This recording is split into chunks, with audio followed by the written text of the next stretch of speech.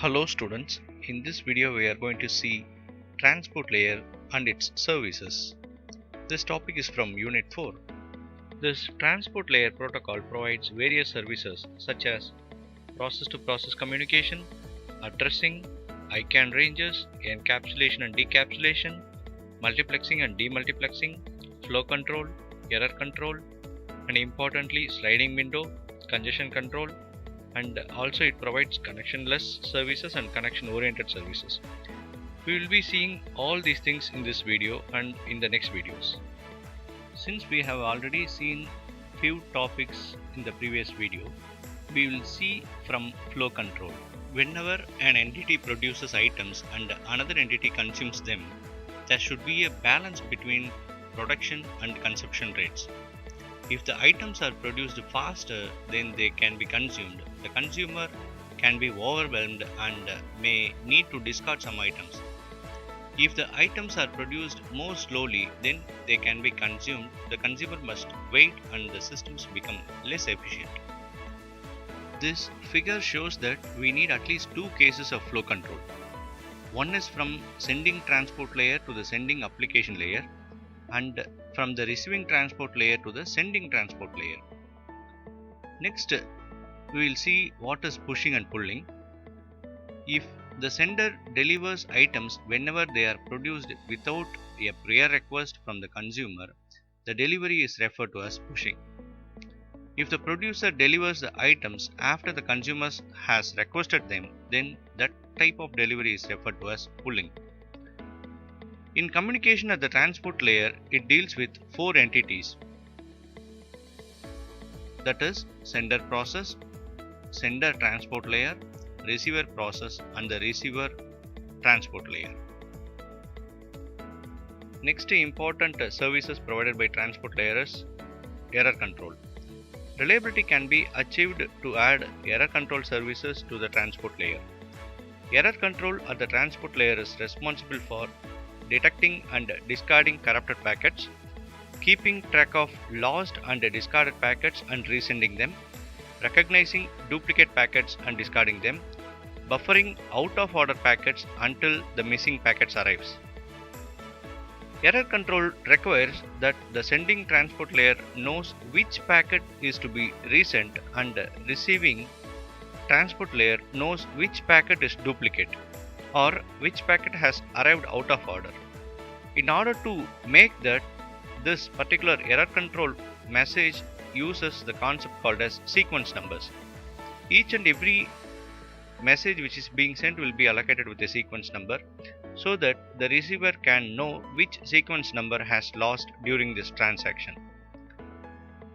Also, the receiver side can send acknowledgement for each and every data it is collected by packets and which is reached safe and sound.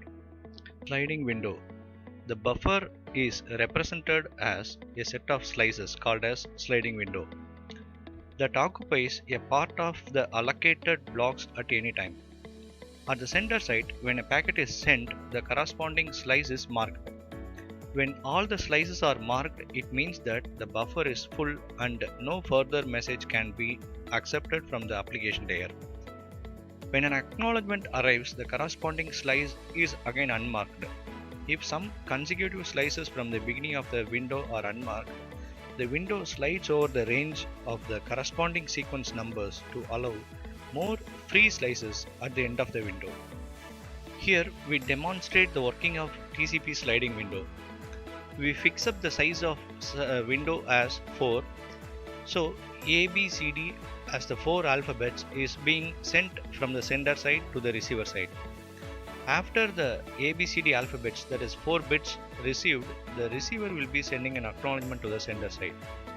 And after sending the acknowledgement, the receiver will erase the 4 bits, that is they erase the 4 window size being allocated, and it will again ready to accept the next 4 bits. So this work keeps on going and we fix up the retransmit timer as 34 and round trip time as 30 and loss which is being calculated as 0%, and we have demonstrated using the speed as 5. So at a time we can able to send 4 bits from the sender side, the receiver receives it. In this animation we can see the possibilities of errors could happen in TCP sliding window. The first ABCD is being sent from the sender side to the receiver side, where B is getting lost somewhere else during transmission. So instead of B, A is sending acknowledgement multiple times, that is 4 times, and whereas C and D is not getting any acknowledgement. So the messages are retransmitted from the sender side to the receiver side. So this is one possibility of error could happen. So due to this, definitely there will be a loss of message could happen. Similarly, here we can see that the next 4 bits are being sent, and again the same thing is getting happen. So an important issue in a packet switched network such as internet is congestion. A congestion in a network may occur if the load on the network, number of packets sent to the network, is greater than the capacity of the network, that is, the number of packets the network can handle. Congestion control refers to the mechanisms and techniques that control the congestion and keep the load below the capacity. Congestion in a network or internetwork occurs because routers and switches have queues, buffers that hold the packets before and after processing. A router, for example, has an input queue and an output queue for each interface. In a connectionless service, the source process needs to divide its messages into chunks of data of the size acceptable by the transport layer and deliver them to the transport layer one by one. The transport layer treats each chunk as a single unit without any relation between the chunks. When a chunk arrives from an application layer, the transport layer encapsulates it in a packet and sends it.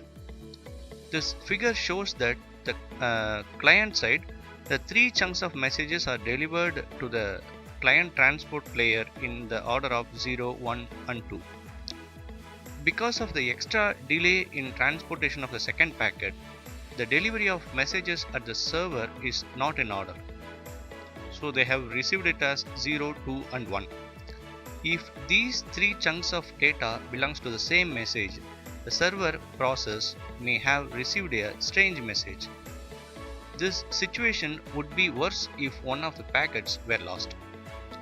So this connectionless service, there is no flow control, there is no error control, and even there is no congestion control can be effectively implemented in this.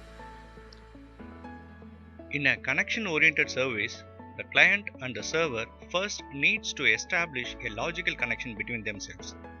The data exchange can only happen after the connection establishment. After data exchange, the connection needs to be torn down, that is, closed down. At the transport layer, connection-oriented service involves only the last 2 hosts. Fine, we have come to the end of this topic. We will see the next topic in the next video. Thank you.